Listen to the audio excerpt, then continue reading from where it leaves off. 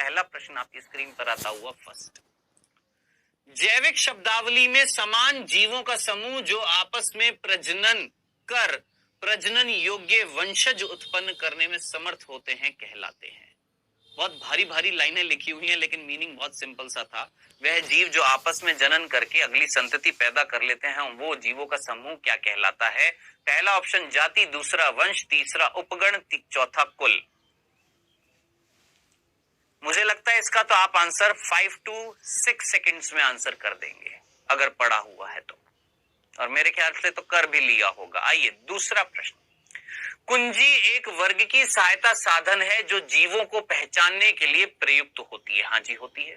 कुंजी का प्रत्येक कथन जो था उसको क्या कहा था हमने? युग्मित बोला था, मार्गदर्शक बोला था, या दोनों बोला था, या उपरोक्त में से कोई नहीं? क्या बोला था जरा सोचिए।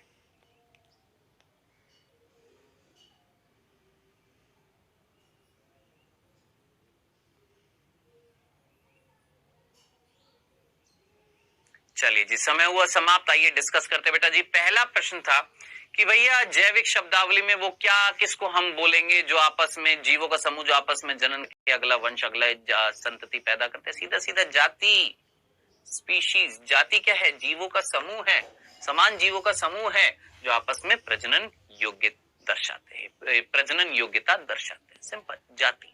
ठीक है। दूसरा प्रश्न था कुंजी एक वर्गी की सहायता साधन है और उसमें प्रत्येक कथन जो होता है वो क्या कहलाता है मेरे भाई? मार्गदर्शक। हाँ, उसके आंसर जो होते हैं वो युग्मित कहलाते हैं। कथन क्या कहलाता है? मार्गदर्शक कहलाता है। करेक्ट आंसर क्या हो जाएगा बेटा जी? सेकंड। ठीक है। तो